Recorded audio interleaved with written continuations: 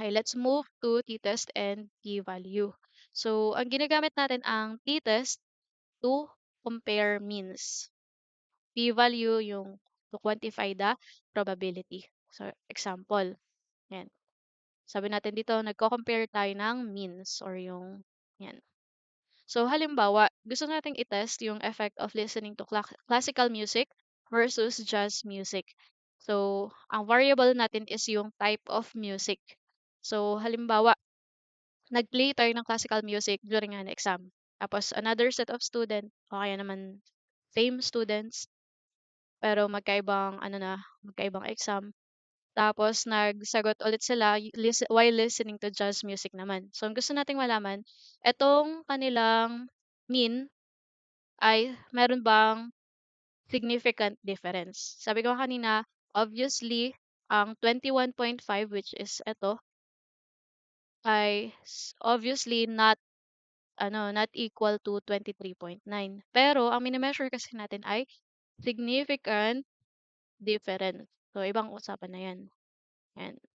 Yun yung mini-measure natin. So comparing means, we can use t-test to compare means. So, inferential statistics is used to test hypothesis. Kung maaalala nyo, kapag sinabing inferential statistics, meron tayong conclusion. Okay? Yung conclusion natin, based dun sa ating sample, kapag dinala natin yon sa another set of sample, ay meron na tayong expected na outcome or meron na tayong hula na mangyayari. Ibig sabihin, halimbawa, meron kayong intervention again. So, kapag meron tayong eto mga inferential statistic, kapag ginamitan natin sila ng t-test, chi-square test, ANOVA, Pearson's R, and so on, itong apat na to pala yung i-discuss natin throughout our course. Pero marami pang iba. So, depende sa research design ninyo kung paano ninyo dinesign yung inyong experiment. So, magkakaiba kayo ng inferential statistic na gagamitin. Ngayon, halimbawa, meron kayong intervention. Tapos yung intervention niyo ay nag-work. Okay, so nag-work siya.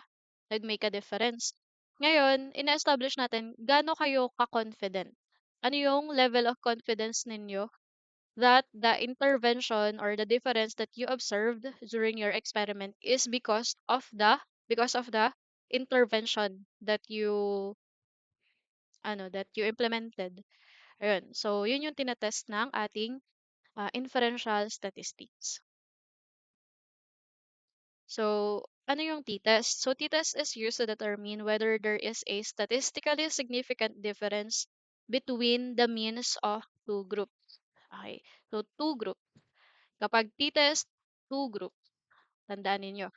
Hindi pwedeng gamitin ang t-test kapag three groups, four groups, yan, and so on. Three groups and above, hindi pwede ang t-test. So it is masasabi daw natin na statistically significant difference. Ayan, tinetest natin yon using t-test.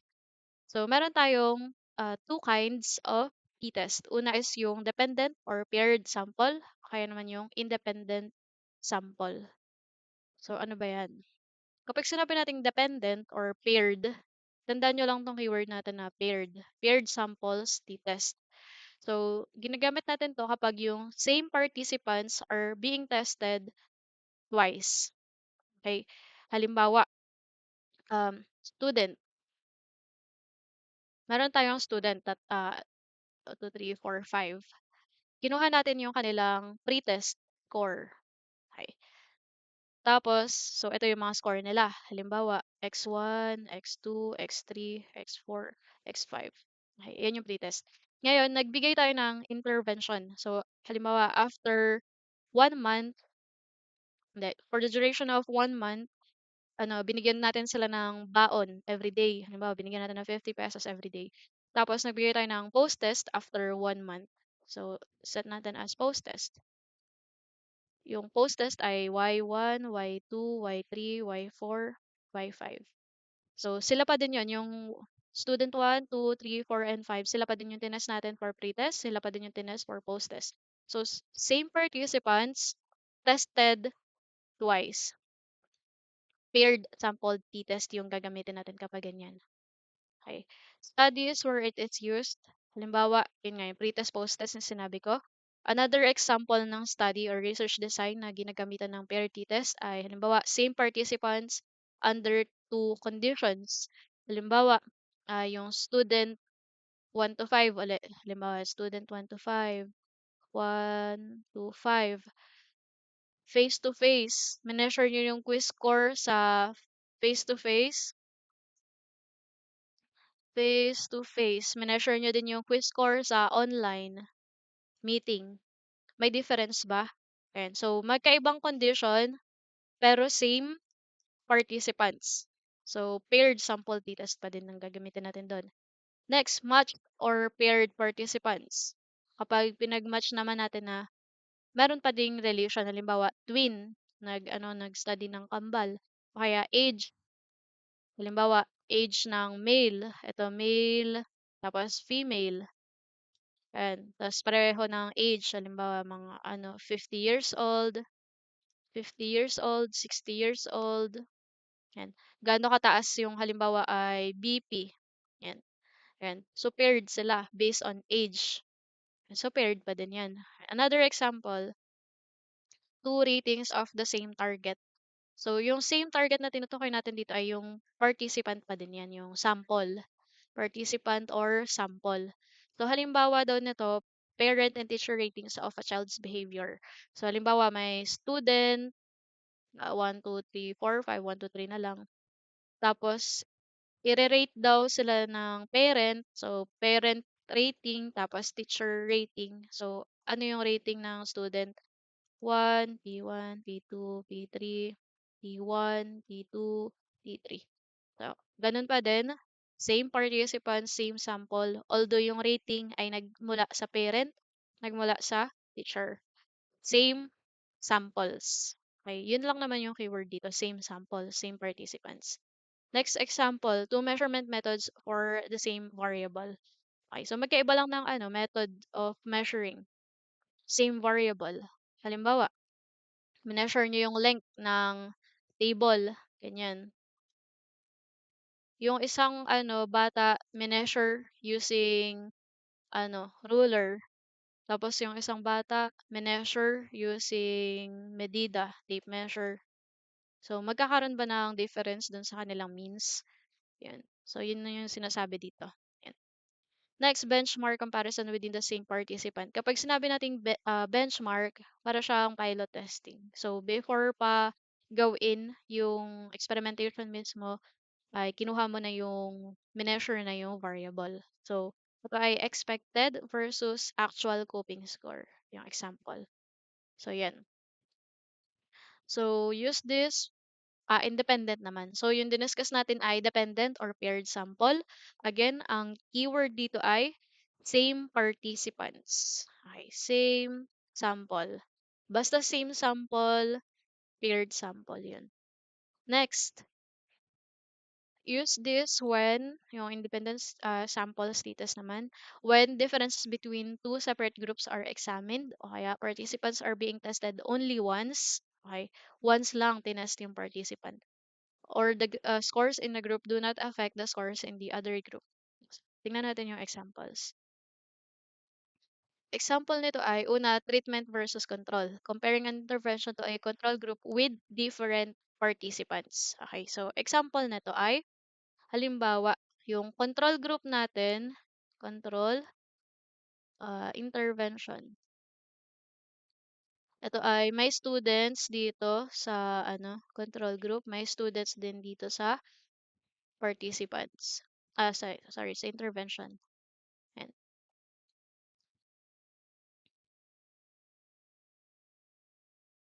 So, halimbawa, ito yung score. Tapos score. So, itong control group, syempre, ito ay no intervention. Tapos, syempre, itong intervention, edi merong intervention.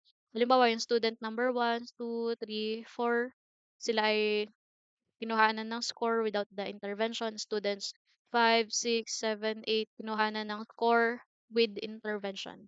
So, ito ay different set of people na nag-participate dun sa study. So, independent samples t-test yun.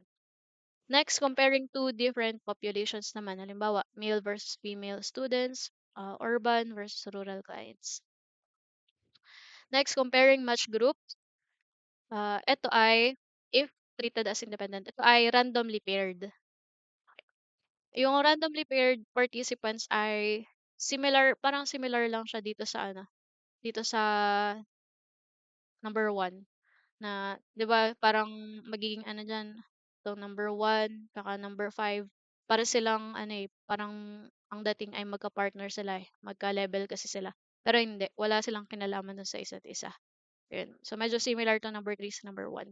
Next, comparing groups on a single occasion. Halimbawa, client satisfaction between two offices of a social service agency. So ito naman, ang example naman nito ay halimbawa may social service agency number one, social service agency number two. So, syempre may client one, client two, tapos dito client three, client four. Yan, yung rating daw nila dito. Yan.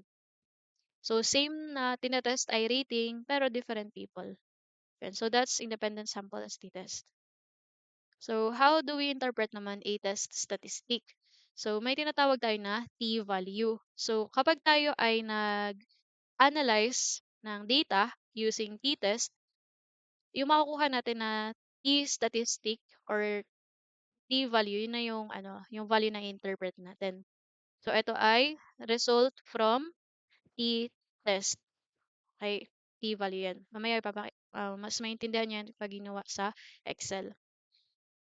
So, it measures the size of the difference between two group means and the size. Ibig sabihin, kalaki yung difference between the group means.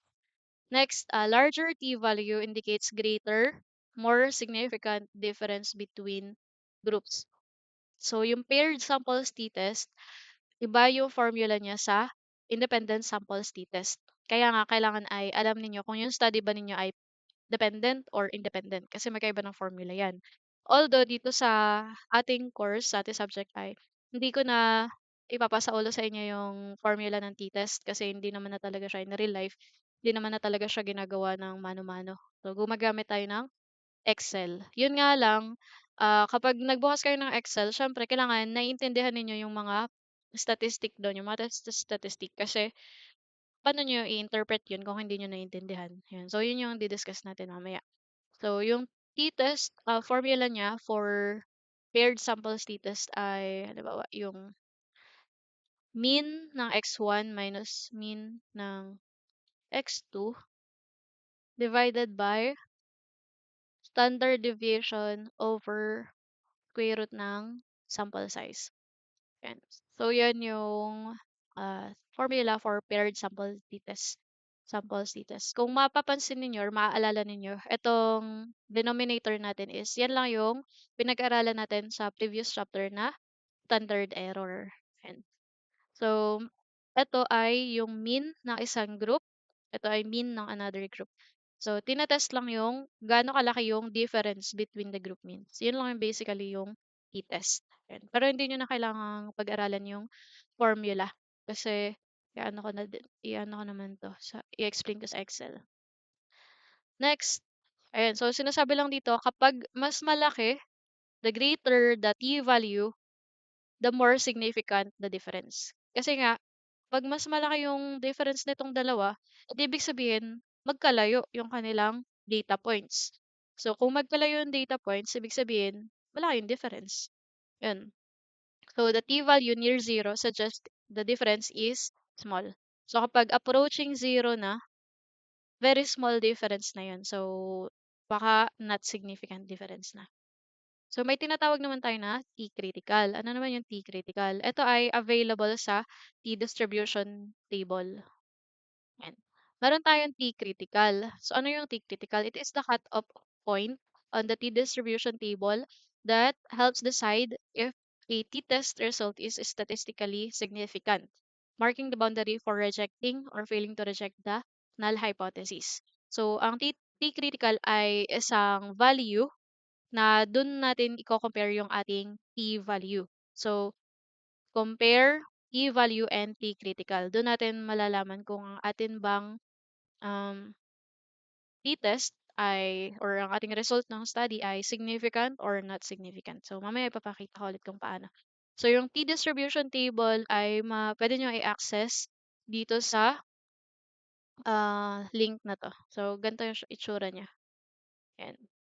So, eto ay table, t-distribution. So, hindi siya kailangang sauluhin. Yan. Kaya nga may table na siya. Ayan. Pero ganyan lang yung itsura niya. So, paano siya binabasa? Babalikan ko mamaya. Didiscuss ko lang muna yung degrees of freedom.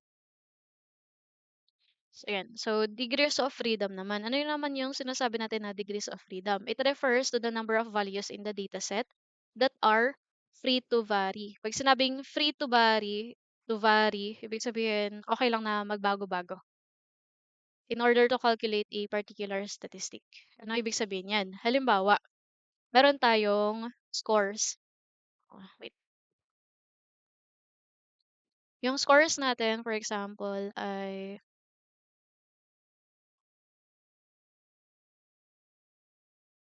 for example, 10, 12, 9, 13. Ayan.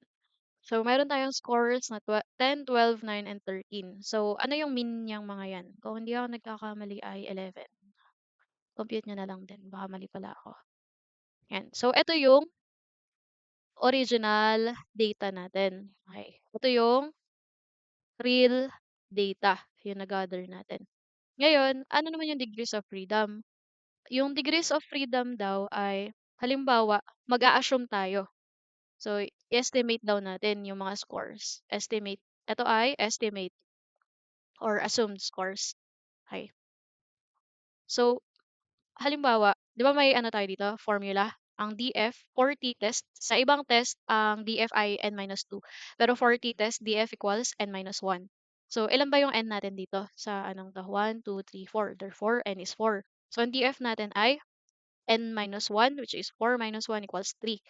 So, meron daw tayong 3 data points that can vary, free to vary, but still yung ating mean ay the same. So, yung mean natin ay, yan yung constraint na tinatawag natin. Yan yung kailangang hindi magbago. Pero yung tatlong data points ay pwedeng magbago. For example, i-assume ko na yung, hula ko lang. Yung first score ay 8. Yung second score ay, sabihin natin, 11. Tapos yung third score ay 15. So, etong tatlo, tatlo na yung hinulaan ko. So, yung paapat, hindi ko pwedeng hulaan.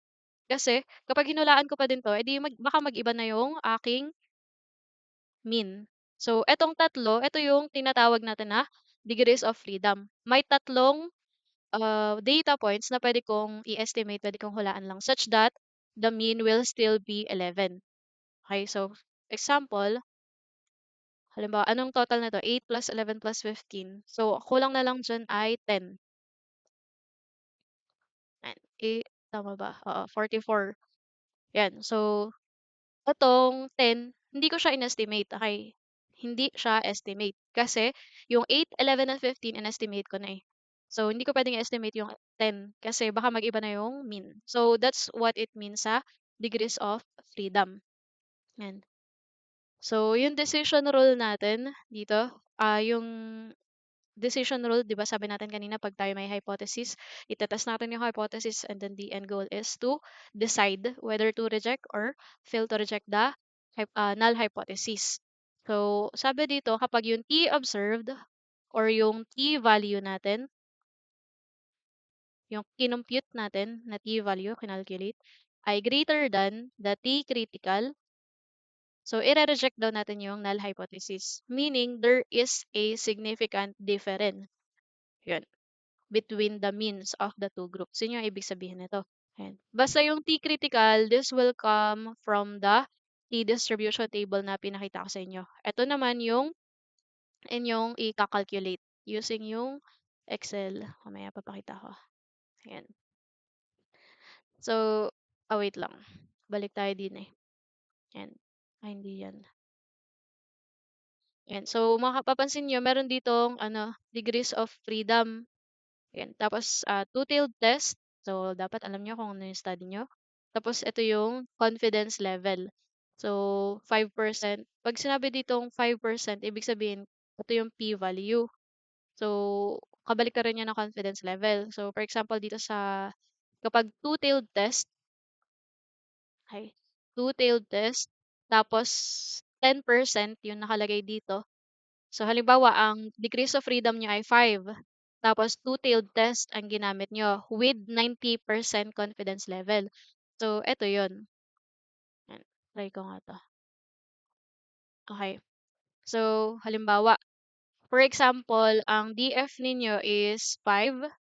Tapos, ang confidence level ninyo is 90%. Kapag sinabing 90%, ma-minus nyo lang yan sa 100. Ibig sabihin, 100 minus 90, ibig sabihin, either ito or yan, walang 10% sa t-test. Sa one-tailed test. Okay, so tapos sabihin naman natin na two-tailed yung ano nyo, yung study ninyo. So ito yun, sapat. Yan. So 2.015. Yan yung T-critical ninyo. And dyan yung i-compare. So dapat yung T-value ninyo ay greater than T-critical for us to be able to say that our intervention made a statistically significant difference. Yan.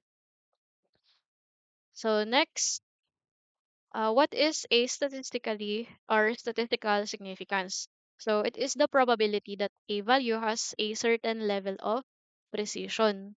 Yan. Ito yung sinasabi natin na ano, yung confidence level. Yan.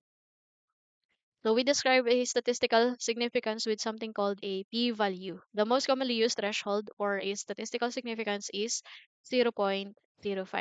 Kapag nakita kayo ng ganitong ah, symbol, ang ibig sabihin nito ay itong 0.05 ay, 'di ba, 0.05. Iko-convert ninyo sa percentage. Kapag kayo magko-convert into percentage, imo-move nyo yung decimal point dalawang beses. Ay, nangyari. Ayun, dalawang beses pa kanan. So, 1, 2. Okay, so andito na yung decimal point. Ibig sabihin yung 0.05 ay 5% na yung inyong probability. So, didiscuss ko pa ulit yan mamaya. And so, when we interpret p-value, we assume that the null hypothesis is true. Okay, ito naman ay interpretation naman ng p-value. So, we do not calculate the probability that the null hypothesis itself is true. So, ano ba ibig sabihin ng p-value? So, kapag tayo ay nag-conduct ng statistical analysis sa Excel, for example, may makikita kayo doon na p. And yung p na yun yung probability that basahin ko na lang. P-value shows us the probability of seeing the result if the study or if the null hypothesis is true. So, try natin sa ano, yung papakita ko sa inyo yung t-test in Microsoft Excel. So, using this data. So, try daw natin yung difference between, so we want to test the difference between the effect of listening to instrumental music and music with lyrics while answering math problems. So, ano yung variable natin dito? Ang variable natin, okay, so bago kayo mag-umpisa ng t-test, i-interpret nyo muna kung ano ba yung study. So, yung variables natin dito ay scores, scores kapag instrumental, yung pinapakinggang music, at scores kapag with lyrics. Instrumental tsaka with lyrics. Magkakaiba ba? May difference ba dun sa scores? Yun yung gusto nating malaman. Okay, so ano mapapansin niyo dito sa ating study? Yung student 1, nag-answer siya ng math problem ng may instrumental music. Tapos again, nag-answer ulit siya ng problem while listening to music with lyrics. Ibig sabihin yung etong data set na ito ay, paired samples ba or independent? Yan. Ano yan? So ito ay paired. Paired yan kasi yung students natin ay tinest twice. Okay, so twice yun. So gawin natin siya sa dito. So meron tayong data. So, analyze yung when we do stat analysis sa Excel, pupunta kayo dito sa 'di ba ito yung home, insert, draw, page layout, formulas, data. Punta kayo dito sa data. Tapos dito sa dulo may data analysis toolpack. Ang dito, hindi ko pala na-research kung paano siya tawag dito, palabasin kasi hindi hindi siya automatically na nandiyan itong data analysis toolpack. Kailangan ninyong puntahan dun sa settings dito, kung di ako nagkakamali, i-Google niyo na lang kung paano. Ayan, kung paano ilagay yung data analysis. Ayan, so gawin natin yung data analysis. Click niyo lang 'yan and then pupunta kayo dito sa window na 'to. Tapos marami diyang data analysis options. So pwedeng ANOVA, correlation, covariance, descriptive stat, 'yan. Pero right now, pupunta tayo sa t-test. So, meron ditong tatlong option to do t-test. So, ano yung gagamitin natin? Ito ba ang paired two sample for means, two sample assuming equal variances, two sample assuming unequal variances. So, for this study, ay paired two sample means. Okay, so paired kasi yung student. So, ito yung pipiliin natin. So, double click o kaya naman click OK. And then yung variable 1, pwede nyong piliin ito. Actually, kahit ano naman yung mauna dyan. Pwedeng left and yung variable 1 is yung nasa left column. Tapos yung variable 2 ay yung nasa right column. Yan. Tapos, makikita nyo dito, kung yung data ninyo is may label, so i-click nyo to. Dapat may check siya. Pero kung ang pinili ninyo dito sa range ay hindi kasama yung score instrumental music, so tatanggalin nyo to. Pero since pinili ko ay kasama yung score instrumental music, so i-click ko yan. Tapos yung alpha, ito yung p-value, yung limit natin.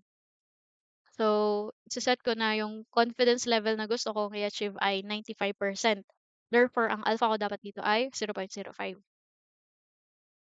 Next, output range. Itong output range, isa-set ninyo kung saan nyo gustong lumabas yung table. So, pwedeng dito na lang sa, ayan, din na. Ayan, din eh. Dito. Okay, tapos click OK. Ayan. So, meron na kayong t-test paired to sample formulas. Ayan. That's why hindi ko na i-discuss sa inyo yung formula. Kasi pwede nyo naman siyang gawin dito sa Excel. So, ang kailangan nyo lang ay dapat marunong kayong mag-interpret.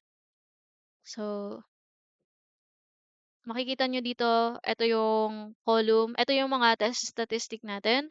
Ito yung column for scores kapag instrumental music yung pinapakinggan. Ito yung score kapag music with lyrics yung pinapakinggan. Yan. So, makikita nyo dito yung DF natin or degrees of freedom. 'Di ba sabi natin DF equals n minus 1. That's why 14 siya. Kasi ang number of participants or students natin dito ay 15. So, DF natin ay 14, n minus 1. Ang T-stat, ito na yung ating T-value or yung T observed o kaya T calculated. Okay, T-stat, T-value, T-observed, T-calculated, pare-pareho lang yan. So, yun. Ito yung ating T-stat. So, meron ditong mapapansin ninyo, P one tail, T critical one tail, P two tail, T critical two tail. So, sabi ko kanina 'di ba yung one tail kapag may direction. So, wala tayong sinabi dito sa ating hypothesis kung yung with lyrics pa ay mas masama or mas mabuti. Wala tayong sinabi. Therefore, dito tayo magbe-base sa two-tailed. Okay. So, sabi natin kanina, yung t-statistic, i-compare natin sa t-critical.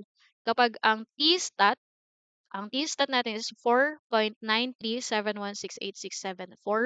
Ito.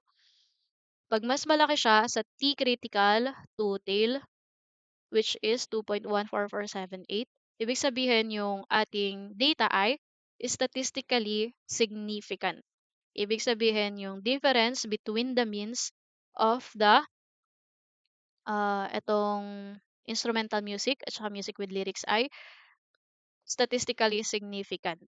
Okay.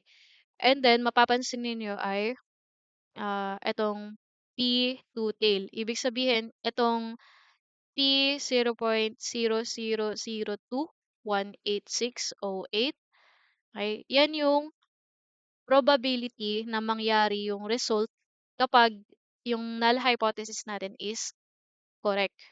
Okay. Ibig sabihin, halimbawa, wala naman pala talagang significant difference between these two means. Ngayon, convert ko lang sa percentage. Diba? Two-tail tayo, di ba? Times 100. Okay. So, merong 0.02% chance na maulit yung result kapag walang significant difference. So, that's why, so, di ba sobrang liit niya? So, that's why, nire-reject na natin yung null hypothesis. So, yun yung ibig sabihin natin doon. I-reject na natin yung null hypothesis because sobrang liit na. Halimbawa, naggawa ka ng ng study, inulit mo yung study na to 100 times. So, there is 0.02% times dun out of 100 na mangyari ulit yung T-stat 4.937. So, sobrang liit lang nun. Ibig sabihin, i-reject na natin yung null hypothesis. Yun. Yun yung ibig sabihin nun. Next, ano ba yung dito? Important aspect nito. Ayun, yung T-stat. So, 'di ba ang T-stat natin, kung maaalala ninyo, yung formula natin dito ay mina-minus natin yung x1 or yung mean ng unang group dun sa mean ng pangalawang group. Okay, so kapag ang sinet natin, 'di ba dito sa okay, kapag ang sinet ninyo na variable 1 ay yung control, tapos variable 2 halimbawa ay yung intervention. So, kailangan alam ano yung expected ninyo na mas mataas. Yun. So, dapat aware kayo do'n kasi kapag magkaiba yung halimbawa dito, possible kasi na yung T-stat ay negative. So, kapag negative yung T-stat, ang sinasabi lang ay, ibig sabihin lang nun ay yung mean ng left column ay mas maliit sa mean ng right column. Ulitin ko. Nakikita nyo to, 26.7333. Yan yung mean netong column na to. Ito yung 20.2 ay mean netong column na to. Okay, so positive ang ating T-stat kasi mas malaki yung mean nito compared sa mean nito. Ibig sabihin, statistically better ang instrumental music based dito sa study natin. Ayun lang yung ibig sabihin nun. So, yung positive and negative sign ng T-stat ay wala siya masyadong titingnan lang ninyo ano ba yung sinet ninyo na variable 1, ano yung sinet ninyo as variable 2 dito sa data analysis. Yun lang yun. Ang important aspect dito ay yung magnitude. Gaano kalaki? Yung 4.9. Mas malaki ba siya sa T-critical? Yun yung concern natin dito. Yun. Although, syempre, concern din natin yung sign kasi, ayun. Yun. So, that's how we do statistical analysis using t-test sa Microsoft Excel. Yan. So, here's another study. So, pwede nyo siyang gawin ulit on your own. Papakita ko na lang yung magbibigay naman ako ng another example. Sige, explain ko na lang to pala, tapos try nyo on your own. So, ang gusto naman natin dito i-test ay positive effect of listening to classical music while answering math problems. Okay, so meron tayong control group. So, itong students 1 to 15, sila ay nag-answer ng math problems while walang music. Okay, no music. Okay. Ito namang students 16 to 30, sila ay nag-answer ng math problems while listening to classical music. Tapos ito yung scores nila. Okay. So, ang gawin ninyo, conduct a t-test in Microsoft Excel and then ano yung mga test statistics. So, clue. Ano yung dyan? Paired t-test pa siya or independent t-test? So, ito ay independent t-test kasi magkaiba yung students. Okay, yung students natin ay measure lang once. Independent samples dito yung gagamitin. Okay. Next, one tail ba or two tail? May nakita tayo dito na positive effect. Okay, so ang iano ninyo ay one tail kasi may direction. Okay. So, try nyo gawin on your own. So, yan. So, ito yung sagot dun sa unang given natin, yung instrumental versus music with lyrics. Ito naman yung sagot dun sa next given, yung control, at saka dun sa intervention. So, check nyo na lang dito kung same tayo ng naging solution. Okay. So, try nyo naman tong sagutan. So, ano ibig sabihin nito? Interpret daw natin yung values below. So, unahin natin to number 1. So, meron tayong T equals 2.040, DF equals 29, and P equals or less than 0.05. Okay. Ang ibig sabihin nito ay, ano yung sample size natin? Using this information, malalaman natin na ating sample size ay 30 kasi n-1. DF natin is 29, ibig sabihin 30 yung ating sample size. Next, ano pa yung malalaman natin dito? Ang T natin ay 0.04, ibig sabihin malayo siya sa 0. Ibig sabihin most probably may significant difference. Pero still, dependent pa din siya sa T critical. Okay. Tapos, P is less than 0.05. Ibig sabihin, meron tayong 95% precision na yung ating confident tayo na yung ating result na 2.0.40 ay meron tayong 95% confidence na tama yung ating finding. Ayan. So, ano naman ibig sabihin nito? Anong ibig sabihin nito? Ayan. So, sagutan na lang natin to sa face-to-face. Okay. So, magbibigay ulit ako for you to try ng tatlong um, data na itetest ninyo sa Microsoft Excel. Okay. So, ang gagawin ninyo, state the null hypothesis. Tapos, identify whether the proprietors is independent or paired samples. And then, conduct the t-test using MS Excel. And then, identify the t-value at saka p-value. And finally, decide whether to reject or fail to reject the null hypothesis na ginawa ninyo dun sa step number 1. Okay. So, gawin nyo tong mga to dito sa letter A. So, ito, basahin ko. A school guidance counselor wants to examine whether cognitive behavioral therapy is effective as a stress management intervention for students. The same students are assessed before the intervention. Okay, so may ano kayo dito? Same students, ibig sabihin paired samples test. Tapos, outcome of measure, post-intervention stress, high scale is 0 to 40, ibig sabihin maximum ay 40. Higher score, higher stress. Ay, ibig sabihin, after CBT, gusto natin na yung scores ay mas mataas or mas mababa. Siyempre, mas mababa. Kasi kapag daw higher score, higher stress. So, ang gusto natin, after CBT, the scores should be lower. Okay, so this is the given. So, try nyong gawin sa t-test. Ito ay another example, comparing naman yung CBT at saka mindfulness workshop. Okay, screenshot nyo na lang kung gusto nyo itry. And then, another example, ito. Ayan. So, sasagutan natin to sa klase. So, mas maganda try nyo na sagutan ngayon para makapag-recite kayo during class. Okay, so that's it for t-test. And then, type 1 and type 2 errors naman.